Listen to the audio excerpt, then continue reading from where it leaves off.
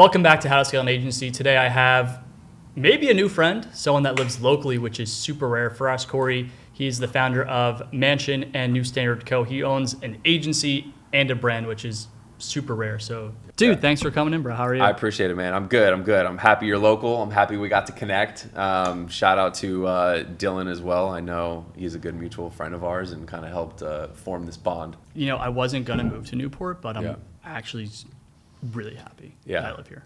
And I was telling them before, like, the people in this town, it's similar to the Palisades. So it's super, not only is it super wealthy, it's not really about the wealth, it's the vibe with the money. Yep. So I always want to put myself into a situation to, like, vibe out. You want to be around the people. I mean, I was in San Diego before this, and while I loved San Diego, it's super... it's very transient, I guess is the best way that I could put it. People are in and they're out and they're kind of there to party, maybe for school. There's not a lot of industry. I do have a lot of successful friends there, but I mean, it's not compared to like the LAOC area. There's just so much more going on. Yeah, I mean, it's Yacht Harbor is a real deal. But for everyone that doesn't know you, what's the background of you, the agency, the brand, and then we'll dive in. Yeah, so just the 30,000 foot view. I actually have an engineering background. What type of engineering background? Mechanical and airospace. So I graduated with aerospace. Yeah, for the master's. So I graduated with a master's in engineering. Looked for like 9 months to find a job. Couldn't get a job in engineering. Got a job in product management. Learned business. I didn't know what a distributor was. I didn't know how to calculate a margin. I didn't know anything about business. And then started a jewelry brand. Actually, one of my friends now, Jake Casson, the founder of Movement, he exited Movement, of course. Yeah, I bought his first watch in like 2013 off of their Kickstarter. Nice. So like I was an intern and I'm like, oh, this shit's cheap and looks good. Yeah. Dude, I was so caught off guard on Facebook when I first saw like a direct response ad and I saw his watch and I was like, holy shit, this is crazy. And I just went down this rabbit hole, started watching all of his interviews about the Kickstarter and how he couldn't get on like Indiegogo and the whole thing. And it just like set my world on fire. So anyways, I was actually chatting with him today. I credit him for starting the biz. Started Mansion, scaled it to 8 figures in sales in 3 years. Actually, you know, transparently ran into a lot of issues with the business. It was the first business. But anyways, through that, learned retention. Started the agency, and now we're multi-7 figures over the course of the last just barely over a year. You guys did it quick. Very quick. So you just gave a really quick overview, but you were telling me you're 35. Yeah. How long were you W-2 before you actually started your like brand? I was W-2 for about 3 years before I started the brand. Had a W-2 while actually growing the brand as well. And then even for a period of time when we started the agency. I mean, dude, brand life is pretty wild. I mean, it was super thin margins, man. Very thin margins compared to the service business. Dude, listen, being on both sides of the fence, I'll tell anyone, especially nowadays, service business is where it's at in a lot of ways. It's so funny because Dylan Ander posted yesterday. He's like, all brands want to own agencies and all agencies want to own brands, and what is it? I replied Holdco. Back to him, but it's like hilarious that I think for me, when I think about entrepreneurship, I would prefer to start with cash flow. Yes. Like when I quit Amazon, I had within 90 days I was making $10K a month, which was more than I was making at Amazon. Yeah. And I could have never fucking done that. Yeah. With anything else. So okay, cool. I appreciate the overview. And for the agency owners that are listening, I think you have some unique positioning and angles to the way you do things. Like, what are the highlights of things that you do that might be unique when you go across the spectrum of what everyone does? Yeah, I actually think this is very important, and we thought a lot about this, and we kind of stumbled into this positioning because we started with the other positioning. So we've always kind of, I guess, messaged ourselves as retention specialists, but early on, like, dude, I had a client for myself before the agency that was paying me like $300 a month to do some email and SMS. Sounds right. It was brutal, right? And I was like, you know what? Fuck this. I got to figure out how to like turn this into a business. I like business, right? So teamed up with Eric, and then our first client paid us like $2,000, and then like $2,500, and then like $5,000, and we were just like, God. And this is me, you know, I still had and have the brand. And I was like, these brands that aren't doing like 10, 20, $30 million are annoying as shit. They don't want to pay any money. I mean, just transparently, right? They don't want to pay any money. They want like to squeeze every bit of ROI out of every dollar they spend, rightfully so. But I was like, you know what? What if we just started trying to do like $10, $15, $20,000 retainers? And, you know, Jimmy Kim, shout out Jimmy Kim. He was one of my first cold DMs in the beginning when I was like outreaching and trying to get into the agency space. And he actually made an introduction to True Classic. It was so funny. He made an introduction to 3 brands right off the bat. 2 brands who were about the same size, and then True Classic. And we were just barely kind of greasing the skids, and we did all 3 audits within about a week. And True Classic was the last one. And we did an audit for one, pitched them $5,000, and they denied us. And then we did the audit for the other one, pitched them $6,000, and they denied us. And then we did the audit for True Classic, and we pitched them $15,000, and they bid. Said yes. Yeah, and we were like, "There's no way we're gonna get True Classic. We just fucked 2 of the 3 up already," and you know, it happened. So that I'm glad you segmented into that, because the topic I want to start with was your price point. Yeah. Because I talk about this with in the last quarter. This has been my theme. Mm-hmm. Like, fuck, if you're not wealthy, I don't want to work with you. Yeah. Or if you're not at least earning at least 7 figures. Mm-hmm. So we completely rebranded 8-figure agency. Like, my positioning is 2 7-figure agency owners minimum, right? And with my accounting firm and my bookkeeping firm, when we started 18 months ago, it was, all right, everyone prices bookkeeping at $300, so we'll start too. And I realized that was a shit show. So now we're only targeting wealthy founders. Yeah. And I think there's so much, it's the classic meme of guy wires you $50,000, like, all right, wire sent, guy pays you $500, and it's a huge laundry list. When you switch, I want to dive into this. Like, what are the different objections or sales skills that you had to learn through at that price point? Yeah, I think this is actually super important. I think every service, every business for that matter, lives on a scale.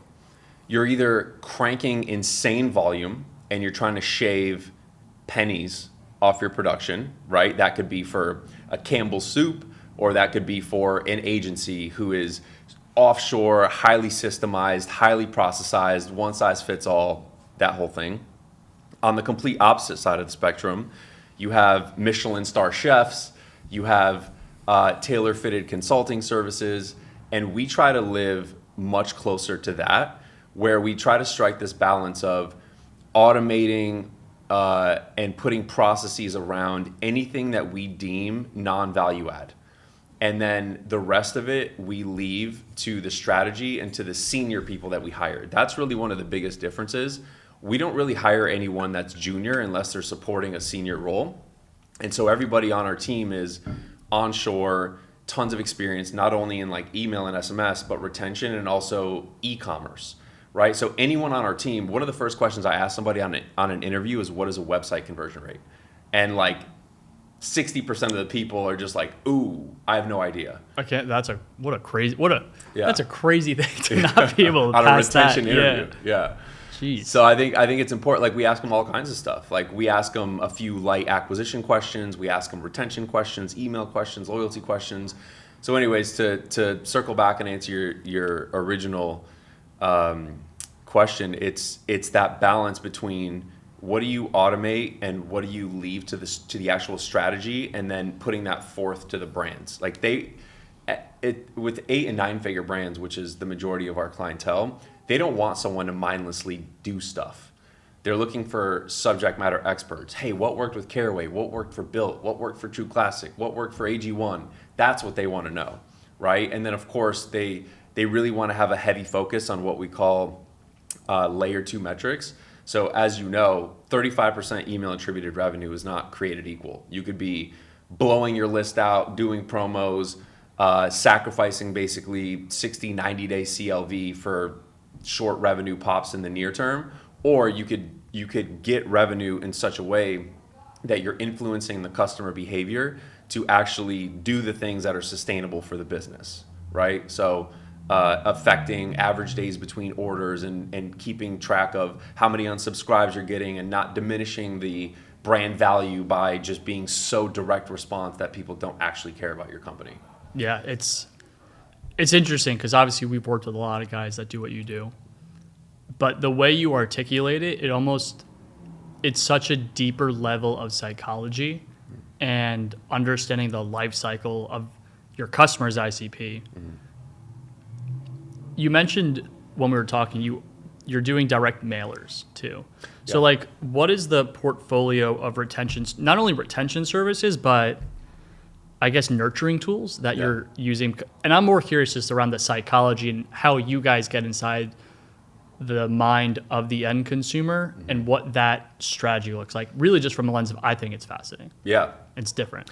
It's very different. So, any one of these brands that we work with, for the most part, could just hire in-house, right? So, these brands are doing $500, $600, $700, $800, $900 million a year. It's like, why do they need to work with an agency? Of course. And again, what they want is that tacit knowledge from the marketplace, right? And what's working across. So the things that we try to do, so first of all, we try to get as much as we can from the actual brand, right? And a lot of the times they don't have the personas dialed in. And we really just want to understand who are they talking to and what messaging is resonating with those people. And if they have it, great. If they don't, then we kind of just revert back to the numbers. And what I mean by that is we'll just do a straight cohort analysis. And depending on the brand, if it's a subscription brand, right, you approach that in a way that's a little bit different than an apparel brand, right? Subscription brands are unique because it's, hey, how do we decrease churn in day 1 through 3 and then day 28 and then, rebuild periods after that. So for them, it's like very specific. You could actually look down and see why they're canceling, right? What is the one-time purchase uptake versus a subscription uptake? If they purchase product A and purchase product B, and we show them a post-purchase or an onboarding flow showing just one of the products versus a general post-purchase flow, right? So it's like we start with what the brand has. If they don't have too much of it, then we do our own cohort analysis, and then from there we just test the shit out of everything, right? You got to segment things in a way for campaigns, and then break things up in a way within the flows to where you're literally like testing messaging and seeing very clearly what resonates with the segments that we create. Yeah, I can see why you and Dylan are such good friends because he's the split testing king, of course. Yes. Have you ever heard the story of the Michelin brothers, the Michelin tire brothers? Was it about how they created the Michelin star to get people to drive more? Yeah. I just listened to this story. I've listened to it 4 times. Okay. Because when I think about what I'm building, I really want to build an ecosystem. So it's not just for them. They're trying to drive people to buy tires. Mm-hmm. For me, we're evolving so quickly, but I'm not just trying to drive people to buy development service. Mm-hmm. They came to the conclusion if they can incentivize their customer to drive more, more driving leads to more turnover on tires. So they built an ecosystem around. They built the Michelin star line. They did a bunch of events to do crazy demos and car races. They built, when we were growing up, if you ever did a road trip, you'd have the parent pull up a massive map. The way that folds, they invented the way that map expands and folds. They really at the time, it's all this shit. In France at the time, they didn't have any road signs because it was brand new. There was no one driving, so they did it for free, and then they put an advertisement for them. So they put all the signage in France. So they did all of this just to incentivize more driving. And I think about when you're talking about the psychology of your customers, it sounds applicable. What's the behavior we want to incentivize, but then also what are these segments and then these tests that we could split test to actually drive that? Do you have anything unique that you've tested that's just a cool story that illuminates maybe anything relatively comparable? Because I think about how you're doing direct, targeted mail. Yeah. And I don't know too many agencies doing that even within their portfolio of service. Yeah, you really just have to look at things kind of holistically. Direct mail is an interesting one because we mostly use that for winning customers back. Because what you don't want to do usually is direct mail people that are getting a bunch of emails and who are engaged with them, because it doesn't really matter. They're already engaged. They're already engaged, right? Yeah. Who cares, right? So it's kind of like another medium at the end of their life cycle to try to get them back in. But to your point, here's the first thing that popped up in my head when you were talking about like driving that behavior early on. So I'll go back to subscription brands. Again, we work with AG1 and a few other Circle, Magic Mind. These are all big subscription brands, and we have a few more. And it's always so interesting. Like they'll say, hey, whatever, any brand, we have a problem with month 3 churn, right? We'll come on the call and we'll start talking about the pop-up and month 1. Pop-up, the welcome flow in month 1. And they're like, psychology starts there. Exactly. They're like, why are you talking about that and not month 3? Well, I'm like, okay, well, if you're trying to build a habitual mindset, that needs to start all the way through. You got to talk about it in the pop-up. You have to set the stage before they purchase. And then immediately when they purchase, that first month and 2 months, 3 months needs to be all about building that routine, so that they don't just buy something and say, oh, I'll take it on Thursday and take it on Saturday, and have these unrealistic expectations of like, I'm feeling kind of shitty today, I'm hungover, let me take my AG1. Yeah, you need to educate, yes, enforce, build the habit. Yeah.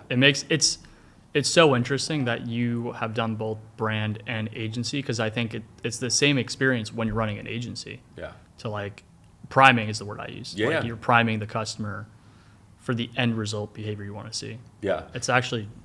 It's the same thing. And that's something I learned the hard way. When we scaled from 2 employees to 10 to 25, whatever, when I have my hands in every single piece of the process, me and my co-founder and partner, Eric, there's no issues with handoffs and expectation setting, right? But what you just hit on is so important, where you're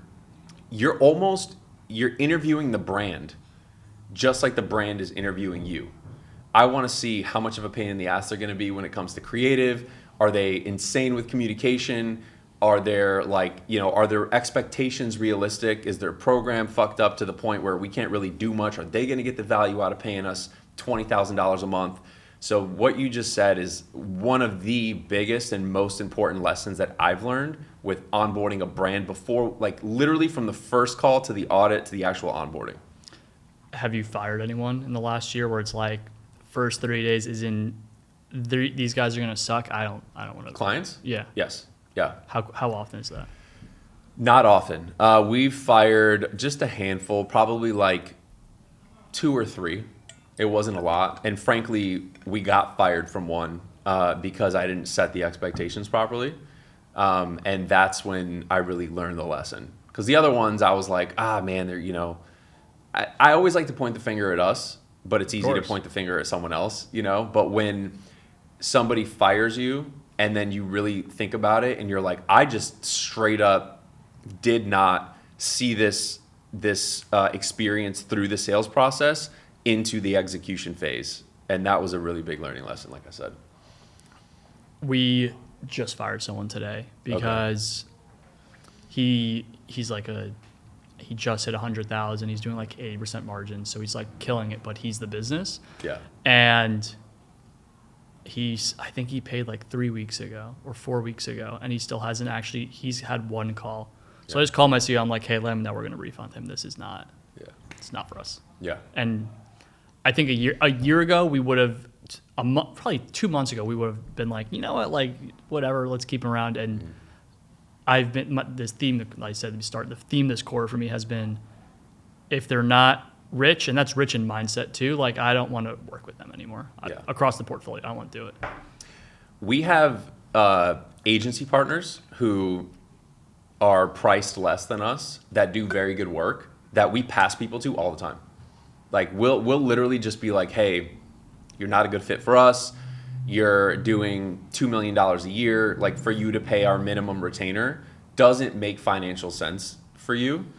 We just pass them over. But to your point, in the beginning, we were taking like literally anyone and anyone, right? Because we just wanted to build our, how do you say, like, I guess build the machine, if you will. Of course, yeah. So you're at 7. working on agency, what's the difference now with brand getting to 8 figures versus agency? You have different pain points and problems. Like, what's the unique thing that you're in the moment of that you're like, yeah, I'm working through this problem. It's different. I was expecting and not expecting. Like, what's on the come up this time around? So if you would have asked me about 3-4 months ago, it would have been a structural thing. We learned a lot of lessons. We grew very quickly and brought on multiple 9-figure brands all at one time. And so the 2 biggest pain points, number one was that like handoff I told you about. So like sales process to strategist execution, that was a huge one. Another one was our structure. We didn't even have like managers in place because we didn't need them. They all reported to Eric and I. Yeah. All the designers and all the strategists reported to just us two. So then we put managers in place there so that it shields us from all the constant, questions. All shit rolls uphill. Bro, straight up. That was a huge unlock. And then dialing in the processes. But and then our hiring process. We made a few not great hires because we had to, because we had no time. We were just like, holy shit, we got to figure this out. So those were the things that we focused on for like the first 3 months. And then now it feels like we are off of our heels and on our toes, and where we were like playing so much defense, now I'm on the offense. Now I'm having cool conversations like the one that we had that I didn't even want to get off the phone. We're talking about AI and how it's going to be like a force multiplier. And I was telling someone the other day, I was more excited to sign our first $2,500 client than I was to sign our 10th $25,000 client. Yeah. Right? So everyone talks about the beginning of a business and everybody talks about the end of the business. Nobody talks about the very, very long middle of the business. So finding things to be like excited about and to find the motivation and the drive day in and day out to wake up and push the business forward is, luckily I'm a very driven person, but like it's not that easy. No, it's monotonous. It's tedious. Yeah. And I think Gary Keller is the one I've heard it from first, the founder of Keller Williams, but it's like, are you willing to endure the monotony of success? Because if you're actually going to do it correctly, you have to have 5, 10, 20-year outlook. Mm-hmm. And then once you actually build the infrastructure, which takes 2 years to build a company, it takes 3 years to build a business, and the difference between the two is a company, it runs it, you have good service. A business operates without the founder. Yes. So you could leave, it comes back. Just that is tedious. It sucks. But then once you actually have that foundation, visibility, tracking, you have all the processes, now it's just a game of KPIs, metrics, and like process improvement. And that is, you have to be like a really unique type of person to endure that, because I don't like it. I actually don't like it at all. I don't like it at all. I resonate with you guys, the marketers, because for me, that's more enjoyable. Like doing this is more enjoyable, but like you have to be like a militaristic level person, which sucks. And that's why most people, they never even get to that phase, because you have to have that same level of attention detail to build the structure. Yeah. And if you can't do one, you'll never get to number 2. Bro, what you're saying, like I feel it in my bones at the moment. Your timelines are spot on. Eric, my co-founder, just got back from Italy yesterday. It was his first 2.5 week vacation since we started the business. He hasn't been on a vacation. I wish we spoke before he took off. I would have given you guys the quick 1-2 before he. But it went great. It went flawless. It went absolutely flawless. But like I had a trip planned to Japan in March. Didn't go. Oof. Had I have gone, it would have been an absolute fucking disaster, because fuckery ensued literally right at that point. But anyways, everything you're saying completely checks out. I'm also not a process guy. I'm a get it done at all costs guy. You're the funnel guy. You're the strategist, the creative dude. Yeah. Marketer. Yeah. I don't like to follow strict rules. It's hard. I'll give you one for next time you or Eric take time off. Yeah. And then for everyone watching or listening, this will be for you too. But what we used to do at Amazon before peak season, so like before Prime Day in the summer and then before holidays in the winter, we would do, it's called stress test. So peak volume's coming, you know it's going to be the biggest volume of the year. 2 weeks before, and you could really set your parameter for vacation, but 2 weeks before you run a trial. So you blast volume through the warehouse. Where does it go well? You do an after action review, like what broke, what we can do differently, what do we need to change before we actually hit real volume. You implement those systems, you measure, and then you actually run it. And then while you're in that window of peak season, you're doing that every single day. So what I took when I started my own thing, I was like, I want to take a month off straight every year. So I've done that. I think I'm on year 4 of taking at least 1 month off, not working a day for a full year. And I average like 12 to 15 weeks off. Last year, obviously with the fire, it kind of got fucked. But so I think in the last 14 months, I've taken like 6 months off. But to lead to that, what I implemented was stress testing. So when you're taking vacation, could you do a test before vacation? If you're taking a week off, can you take 2 days off? If you're taking 2 weeks off, can you take 4 days off? But if you're working, you could, hey guys, I'm off, I'm at the beach, but you could actually be auditing. And the mechanisms that I always say put in place are like put an owner of each like KPI, have a defined after action review when you come back, and then have daily end of day reporting where there's a section like what broke today, what were our lessons, what do we need to fix for when Eric Feras comes back. And then when you review all those, and then you create a action item list to like improve before real time off. So it actually mitigates the fear of like, I'm about to take off. Is shit gonna break? Yeah. Test it before. So when you take off, it's like, okay, everything already broke. So this is gonna be like level 2 breaks, not as significant. Can you do that? Can you do that with agencies? I'm curious, like, so we have managers, right? Like I said, for design and for the strategists, like how would you recommend stress testing that? Like, for example, when I think of shit breaking, I think more of we get a bunch of inbound leads and we got to do these audits. You know, we have multiple client fires at one time, which luckily doesn't happen too much, but how do you simulate that? Yeah, so the specific simulation that I'm mentioning is I'm taking off, so we're going to run the company as if I'm not here. Got it. For that, though, there's a few different ways. Like I was on the phone with the guy that runs my YouTube production, and he is ramping up, but he's like, I don't know what's gonna break. I'm like, dude, just like go out.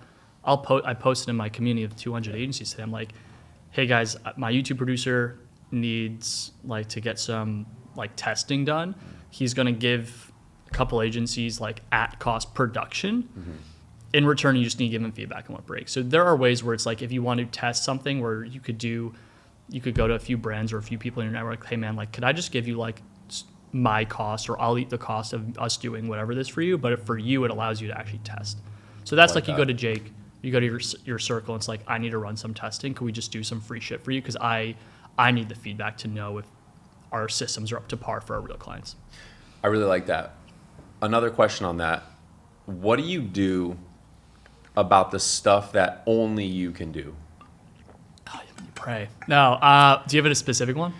Just like, so you being like founder, CEO, whatever, you have certain relationships and they could be emailing you, asking you questions, and client relationships? No, it could be like it could be client relationships. It could be, I was more so thinking like partner relationships, vendor relationships, right? Like, how do you handle that? Do you respond or you just cut it off cold? So this is actually going back to stress testing and time off. Like when I was getting out of my own business, it took me 3 years, 3 times to do it, because every year something different broke. When I think about stress testing, it's what are all the things I own, writing it down, bucketing them into different functions. So partner relationships, like if you go to an agency that has 500 employees, there's a employee that manages partner relationships. So that would be that might only be 2 things where your partners are hitting you up, and it might take an hour or 2 weeks, but that's an actual function or a job. That's a part-time. So I break those out, and then if you're trying to delegate it so everything gets off your plate, I reverse engineer. You could either say, let's start with the ones that take the most time, or let's start with the ones that are the easiest. So I analyze, and then from that analysis, a lot of it is, I shouldn't be delegating this right now. Partner relationships, I actually don't like it. It drains my energy. So I'm just going to go hire this badass from this brand. We're going to pay her a lot. Like, we're going to pay her 150 to 200K annually, but I'm going to build a training process for that person. And because they're competent, they'll take over. And then I pass the brand off. And then you test it. If it works, great. If it doesn't, like, what broke? Why? What are we going to change? What are we going to improve? And then you implement it. But then you take that laundry list, because a guy like you make your money.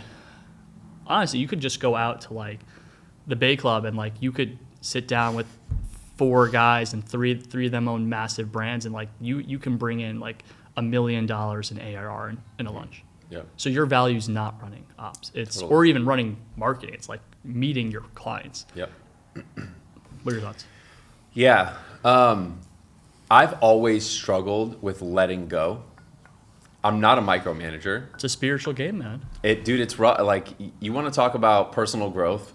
Go start a fucking business, straight up. Yeah. Or go play for a sports team. You know, I think they're pretty much the same. It's the same thing. I've always struggled with letting go, and I talk myself into not letting go, right? So, like, do I want to outsource these relationships because these relationships have been so fruitful? You know, the CEO of this tech company introduced us to New Era. You know, the partnerships director at this company introduced us to Ruggable. Like, I don't know. It's tough. I know I should, but I question when the right time is. And I've slowly let go of pieces of the business, right? So I think it's what gets measured gets managed. Yeah. And I think, so Sean Purry, founder of My First Million, he was actually talking about his partner and his holdco manages those relationships. Okay. And he's like, these are serendipitous introductions. They actually measure how much time his partner puts into those relationships. What's the quantifiable dollar amount? And then once you actually, it takes, it's stupid annoying, but like if you were to actually sit down and be like, I have all these relationships, it's led to this much ARR. And if you look at that dollar amount, it's like, do I like doing this function? Does it actually add value? Am I good at it? And if you study the dollar amount, then it's like that's just split testing or opportunity cost. If I'm not doing this, what am I going to do? And if you measure that other thing, does it get me higher returns? If the answer is yes, it's just as simple. It's math. You're sounding like an ops guy, dude. No, that's good. I mean, that's the right way to think about it, right? I mean, the famous time is money. It's true. Kevin O'Leary, I watched a micro clip about Steve Jobs, and he had a quote. It was like signal versus noise. I listened to that podcast. Yeah. So for those of you that didn't, what he said is, he basically said a Pareto principle. Like 20% of your time leads to 80% of your results. And he was saying about Steve Jobs is 80% of his time was for the 20. And that's why Apple's Apple. If it wasn't that 20% most valuable thing, Steve wouldn't do it. And I think it's so interesting because I think it's one of the most commonly spoken about concepts. Like, I think everyone knows Pareto's principle, but no one actually has a routine or habit or tracking of it. Like that, My day when I log in that's the first thing I'm looking at. Your time tracking? Time blocking. Okay. And I'm actually looking. I reverse engineer every week. Like I call it my GPS, my 1 year goal, my 1 month priority, my 1 week sprint, and then what I have to do today to knock out my sprint. Okay. But like for me, it's either that or constraint theory. Like what's the biggest constraint preventing us from going from 300 ARR or MRR to 400, 400, 800? Like for me, that's it. And obviously you saw like I had to fire my head of sales in February because he fucking shit the bed. Like he was great for a long time and he managed our portfolio, and we haven't needed to do high volume because I don't want to do high volume. I just want to get the right accounts. Yeah. So my whole thing was I couldn't really do GPS much because I was constrained on time because I had to step back into sales.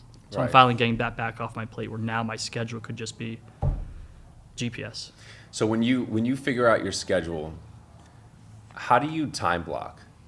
Like, are you I wake up at 5 and I cold plunge and I do the... I used to, and then I had a fucking kid. Yeah. Dude, I sleep. I pray he sleeps as long. He's a horrible sleeper. Yeah. He's better, but He slept until 7:30. I was just like, thank God. Yeah. So I have way less time now. I think I work like 10 to 12. I'm off from 12 to 2. And then I work like 2 to 4:30. So I'm working like maybe 4.5 hours a day. And I'm watching him 2 hours in the morning, 2 hours in the afternoon, and at night. Yeah. So my time, because my time is so limited, it's really like what has to get done and what's like my GPS. So next week, I have a constraint of being in sales, and I have a priority of building my funnel because I have my second kid in October. Amazing. Congrats. You should have kids, man. It's fast. I will. It is so fun, man. But I need to finish my ad funnel, and my funnel is top of funnels on X, top of funnels on YouTube, and then we have a long nurturing sequence for like the 96% that's not ready to buy, but I want to put them through like 12 to 20 hours of my content. That, as long as that nurturing sequence is running between that and the newsletter, I'm good, but like I have to record that. Yeah. So next week I put out 4 hours, and like I put it the week in advance, it's blocked. Yeah, but I feel like having less time, you actually do more. Yeah, sometimes to an extent, right? Like I would say, and for me, sometimes. Yeah.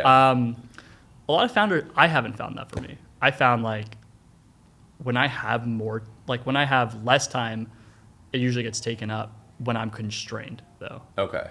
Like I have to step into sales. There's like things that are breaking over here I need to go fix. I found that when I actually have more time, that's the most productive for me. But it's like to each their own of entrepreneurship. It sounds like you were like, I like when I'm constrained. It's I ebb and flow. So I can't live in one world too long. I'll give you a funny example. Like I said earlier, for the first like 3-4 months of the year, we were just in straight defense mode, and there was fires every day, and it was like, you just got to crank out 10, 11, 12-hour days back to back, just figuring this shit out. You just like grit your teeth and get through it. And then once we got on the other side of that, things were going so smoothly, I felt like something was wrong. I felt like it was all going to come crashing. It was too good. I was like, because quiet can mean one of two things. Quiet can mean everything is good, or quiet can mean everything is bad, and you're about to find out pretty soon. And this is what we were talking about, visibility. It's like, okay, if it's too quiet, we need more reporting and visibility. Mm-hmm. So you should just be out like content, funnel, split testing your own shit, and then those reports go to like Eric +2. So we set that up. We got more visibility now. We put some things in place, but like, dude, there was a period there of like 3 weeks when I was like, what's going on? I fucking did it. I built the company. It got to that point. Eric and I were looking at each other, and we're like, I don't know. Like we had no reason to believe it was all going to come crashing down, right? We knew the clients were in a good place. We knew the team was in a good place. We were just like, it was almost like a fucking like rescued dog with PTSD, right? I was like, every time that door opens, I'm just like, holy fuck, but it's fine. Muscle memory. Yeah, my wife, it's crazy because my wife in January, she was like, life's too good right now. I just feel like everything's too good. So it's like that, ironically, that's the 2 days later the fire happened. Yeah. So like sometimes that shit's real, yeah, but yeah. Man, as an agency owner, if you're always fucking firefighting and you build the right thing, it's like, how do you retrain to focus on the right thing? That's what it is, right? So then once I got out of that after a few weeks, I was like, okay, put the checks and balances in place. Then it felt like, okay, now again I'm on my toes. Now I can look, instead of for next week, I can look 3, 6, 9 months out, 2 years out. What's our plan? How do we set up the business? What are efficiencies that we can find? How do we get more streamlined with some of this stuff? And that's now the things that I get excited about. I get excited about doing stuff like this. The conversation we had the other day, I was super excited about. I'm a nerd at heart, so like all this stuff going on right now. Yeah, you can't be an aerospace engineer and not be a nerd. Yeah, dude, I'm excited, right? I'm like, all this stuff's going on. I'm like, dang, how do we implement this ASAP? I don't want to wake up one day and be like left in the dust. Dude, 100%. Blockbuster style. The thing that so I've been sitting on this because everything you're talking about, it's what's the constraint we have to solve? What is the strategy we have to build? And AI, in my opinion, like AI is about to be such a game changer for this because I started building it on time off. I'm like, oh, it's not a priority right now, but the way I think about how AI is going to change this is you have an AI thought partner.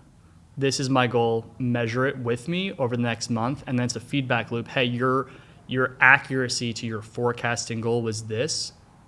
Maybe you should try this next month. So it's like, as humans, like the best founders are like the ones that have an intention and a result, and the delta represents how good you are at entrepreneurship. I think one of the things that's going to happen, one tool in the kit is going to be AI is going to measure that for you and tell you, no, like you shouldn't do that, or hey, you should do this, or hey, we have all the data that says you should be doing this if you're using constraint theory, or if you're using GPS. And like, that's what I'm super stoked to get to in like within the next 12, 16 months. It's like mitigating us as humans being just human the whole time. Yeah, I talked about this with you in some decent detail, but I'm curious on your thoughts, right? Every time there's a shakeup, the pendulum swings far in one direction.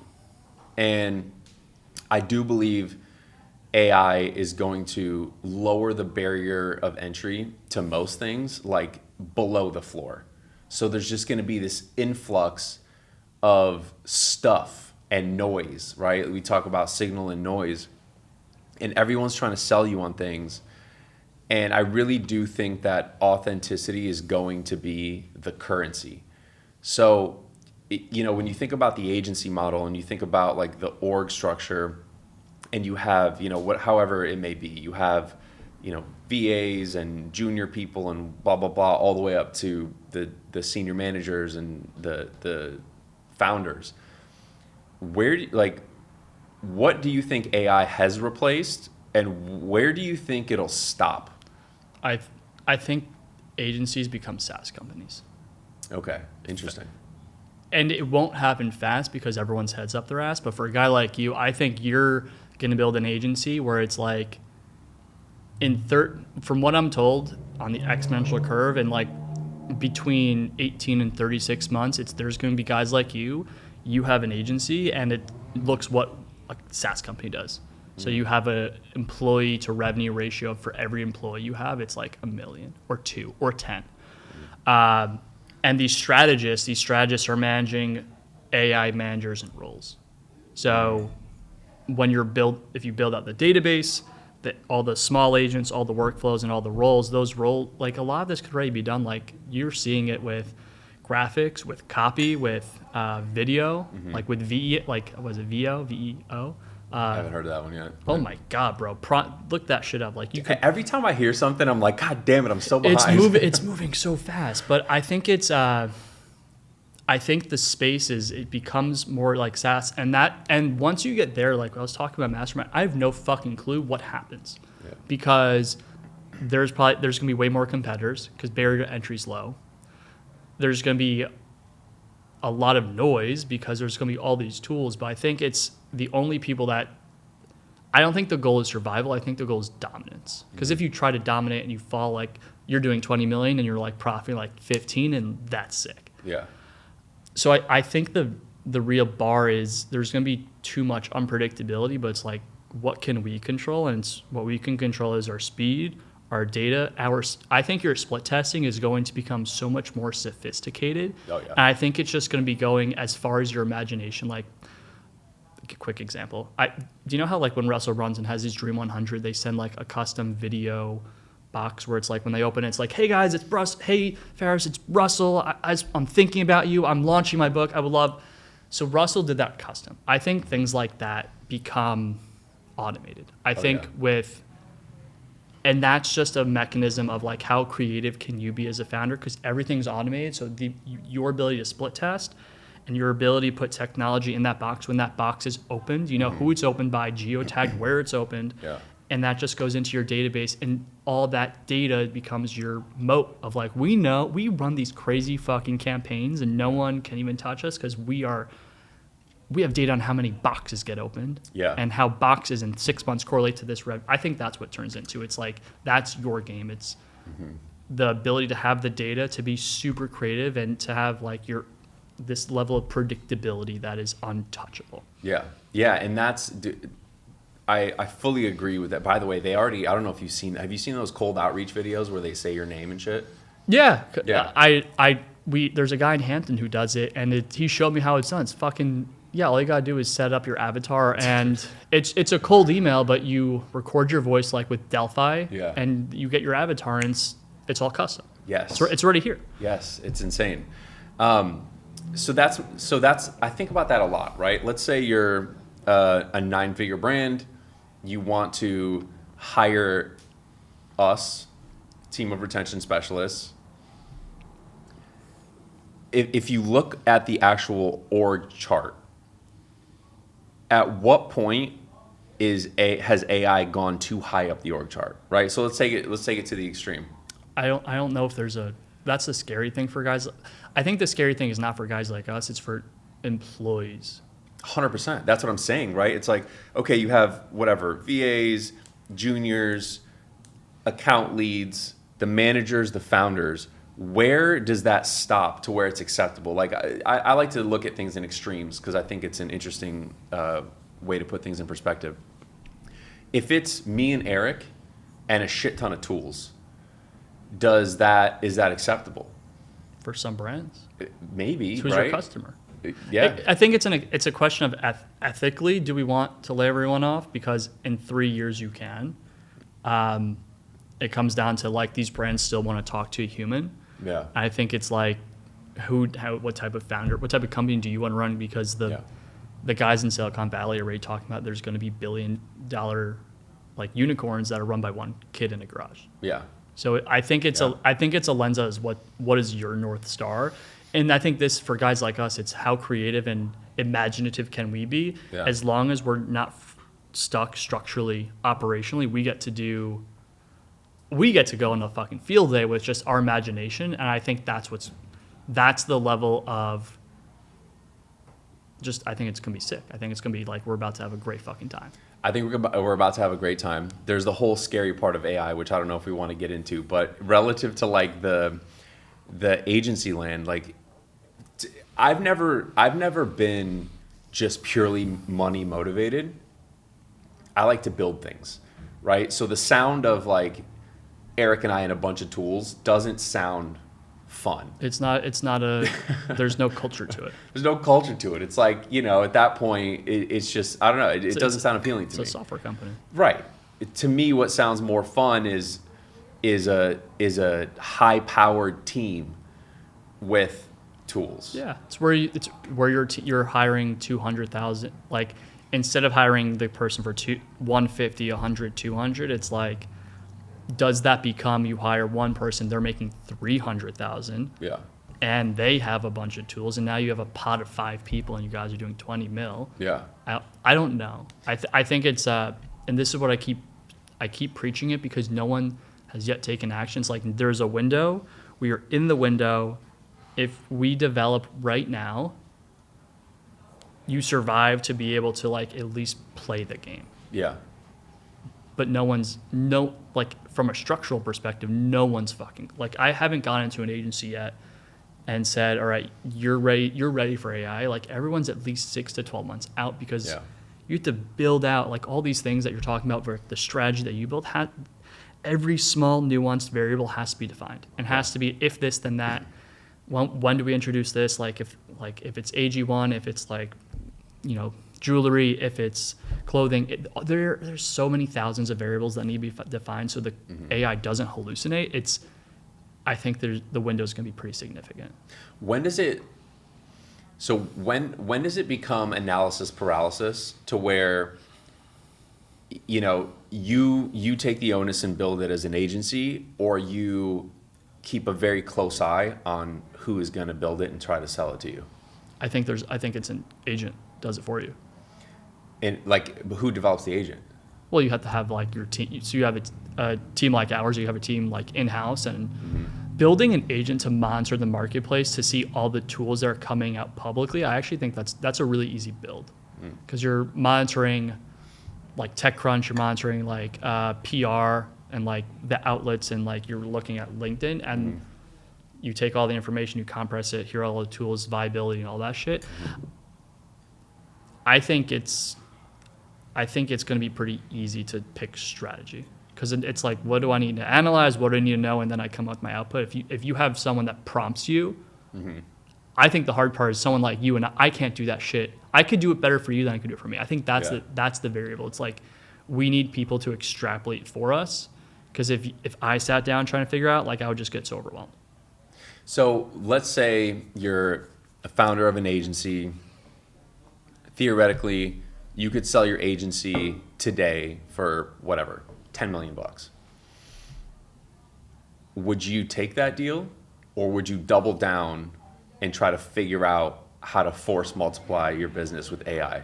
I think I would do it depending on for me, I would double down. Yeah.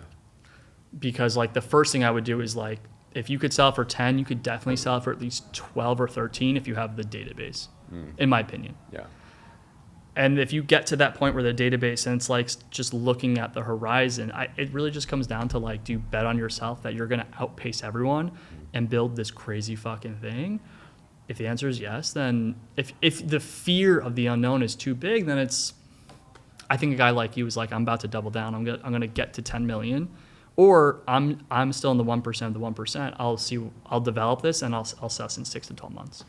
Yeah, I mean, it never has to be like that black and white, right? There's always going to be suitors, maybe, potentially, but well, an AG1 would gobble you up. Like, for guys like you, a 9-figure brand would easily buy a retention business. Yeah. With the IP, the data, and all this technology that they don't have in-house. What data do you think agencies should be collecting? Everything. And just like train everything. Okay. Yeah. You mentioned this on our call. It kind of blew my mind, actually. So this is what, like, so my head of AI was explaining this to me. He's like, phase 1 of data aggregation is all comms. So it's like all comms and all internal data. So every record, every campaign, every CRM note, every call transcript slot, literally everything goes into your database. Phase 2 is connecting through your APIs, like for the ad agencies, like, how's this ad campaign run, and like getting all those. And then phase 3 is like, what are the like marketplace correlative things that happen in the marketplace that impact the ad, like Valentine's Day and someone dying and the weather or hurricanes. Like, when you have all of that shit, where my assumption based on what my head of AI is telling me is like, your ability to build agents to take this data to anything, barring you have your process defined, it gets pretty broad. It's like, we can build the best campaigns because we know cyclically we have an agent that triggers us for like this, there's a movement happening in the country and we need to ride this movement. And here's how we ride this movement, because historically over the last 5 years, this is what's happened. Yeah. This is happening in the marketplace. We need to have strategy for this, or like, we need to cut things. You could build it for ops, you could build it for strategy, you could build it for marketing, you could build it for admins. Like, it's really just what your imagination could come up with, I think. Have you ever seen the Nimwit meme? No. It's like it's a bell curve, and on the left side of the curve is really dumb people, and on the right side of the curve. Oh, I know what you're talking about. You know it's what like I mean? It's the same person at the start and the end. Well, it's smart people and dumb people, but they come to the same conclusion. And then you have the middle, right? So it's like, I saw one for email, and like the dumb person was like, send more emails, and the smart person was like, send more emails, and everyone in the middle was like talking about all this insane personalization and all this shit. And so I'm trying to figure out the Nimwit meme for AI, right? Like, there's very obvious things that you can glean from it, but then there's also like, some dude died and the weather was gloomy and this, that, and the other. Like, is that really going to change my retention strategy? I think we don't even know that's in the equation. Like, it's still send more, and what pops out in like 18 months, 3 years down the road is like, how it came to that conclusion, I actually don't know. Yeah. Because it's compressed, but we're still sending more. Yeah. I see what you're saying. But also at that time, right, to your point, there's going to be stuff to disseminate that information, right? So hopefully you'll have aggregated data and AI-driven insights that can also be very quickly analyzed and actioned upon by other tools, right? Like let's take a basic example. Exactly. Let's just use like a Klaviyo or something, right? Like hopefully that could be fed back into an email service provider, and that information could be actioned upon. Yeah, I think it's a combo of vibe marketing, where like the public tools that like because someone put $1 billion into building this tool, you shouldn't even touch it. It's what are the workflows you should build that are super niche to your customers, that are super niche to your expertise, or the public tools that are there. And in any end, you could plug into like, you could plug in from like to your custom flows to Klaviyo to like you could plug it all into, it could be vibe marketing, it could be custom coding. It's like I said, it's just all imagination. Yeah. So, yeah. Dude, this was fucking great. I'm glad we got to link. For people that want to learn more about you, your brand, your agency, where could they go? Yes. So the agency is newstandardco.com. I'm on Twitter and LinkedIn and Instagram. You're on Twitter heavy. I'm on Twitter heavy. Yeah. Feras is the yeah. FERASTOTLE. Yeah. DMs are open. Dope. Well, dude, thank you for coming on. And guys, if you want help transitioning into the AI era, go to 8figureagency.co. We are the only vendor in the world that combines AI readiness through ops and AI development. Still, no one in the world exists besides us for agencies. All right, see you soon. Thanks.